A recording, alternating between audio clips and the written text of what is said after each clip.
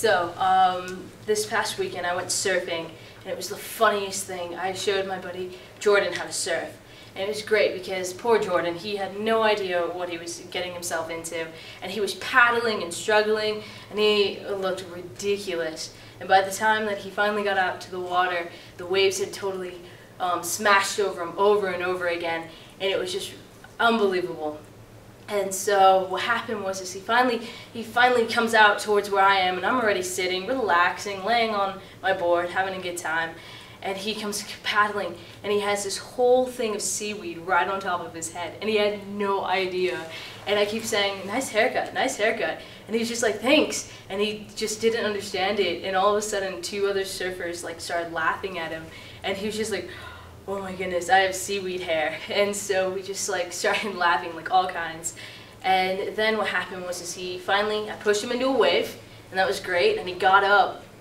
But right when he got up, I caught a wave, and I didn't realize he was right in front of me, and we went all the way to the shore, but I couldn't stop my board, so I smacked right into him, and I made him fall over onto the beach.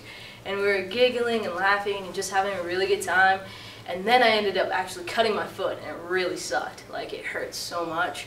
And I was trying not to be a baby about it, but I was kind of crying about it because it did hurt. It went all the way from like my knee to my ankle. And then I asked this guy on the beach to take a photo of us, and I said, "Sir, will you please take a photo?" And he said, "Don't call me sir." And I was just like, I am so sorry. Like, I did not mean to. And like, I could not understand why he was so sensitive to sir. I mean, he wasn't old. He was actually pretty good looking, kind of like George Clooney, but you know, more of a Cali version. And blonde hair, blue-eyed kind of guy. But this past weekend was just unbelievable and definitely memorable.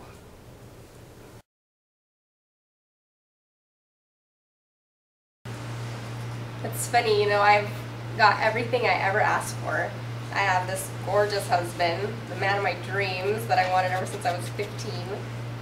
I have a beautiful little baby boy who makes me laugh and smile every single day. I have a house, I have a car, I don't have to worry about anything financially. And I find myself asking, really, this is it? This is my life? I'm going to be 26 and I'm a housewife, a 26-year-old housewife. I mean, I guess it's a pretty great dream. I shouldn't be complaining about it, but now I feel like, what if I wanted to act? What if I wanted to go somewhere, you know, be something more? I mean, I know I'm somebody, I'm a mom and I'm a wife, but that's it, you know? I'm not really my own person. I'm not ever going to be somebody just for me. I mean, I got an opportunity to be in a show, but what if it goes somewhere? What if it really does take off? Am I going to get to leave? I can't leave here. I can't go somewhere else. I'm going to be in New Mexico. I'm going to be a housewife in New Mexico.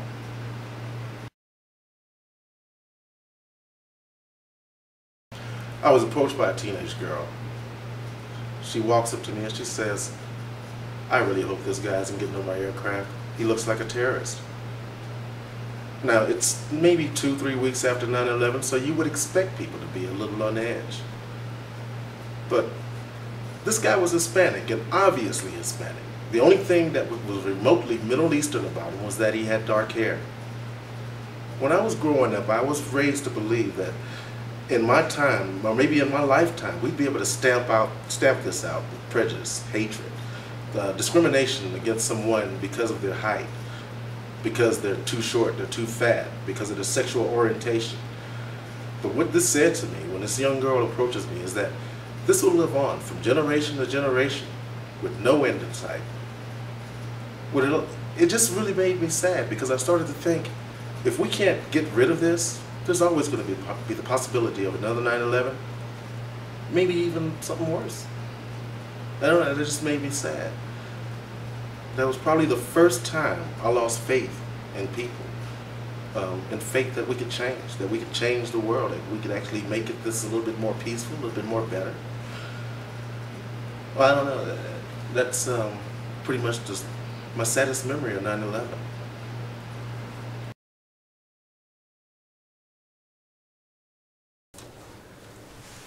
I never was a smoker except when I was 9, and my cousin Irma and I used to go at camp. My parents had a children's camp, and after season there was stuff left over from the canteen, and we used to take, each of us would take 1 pack of cigarettes, go down to the lake, pull up our collars and pretend to be G-men, and we would smoke the entire pack in about an hour.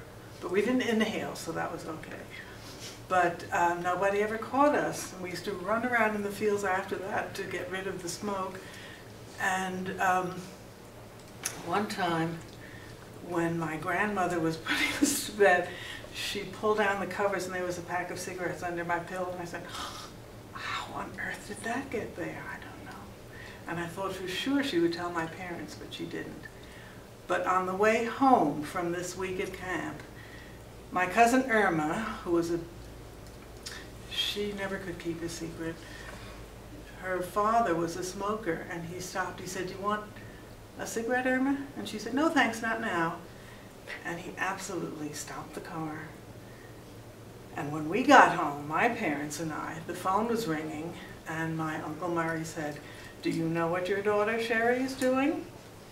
And that was the end of my smoking career until much, much, much later, after I was married, and I used to sneak cigarettes in the bathroom so my husband wouldn't know. And that lasted for about 3 months. But that was the end of my major smoking career.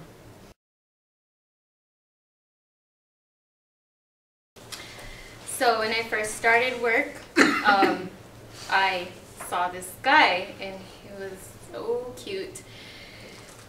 And well, when I found out his age, I was like, well, he's way too old for me, but whatever, he's just fun to look at. So we started talking. When he would come in, he's a regular customer, chatting, found out he's a personal trainer, so then that made me melt even more. And then he was really focused and detail-oriented, so I was like, there's no way me and this guy could ever be, you know, anything. So I was just like, whatever, okay. So then he asked for my number one day when we're, you know, having our little conversation. So I give him my number, and one day he texts me, and then he asked me for a picture of myself. So I sent him a picture of my face, nothing, you know, risque or anything like that. And so I asked him to send me a picture of him. So he sends me a picture, and there he is, you know, with his muscles and his shirt off, and I was like, whoa, wow. This dude has like an amazing body. So I was like, wow, you sent me a picture with your shirt off. I didn't expect that.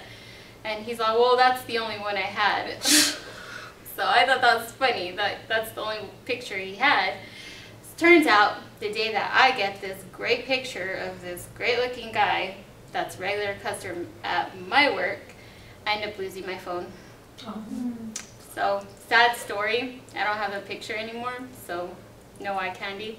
And I'm barely working any hours at my job anyways, so I miss, yeah.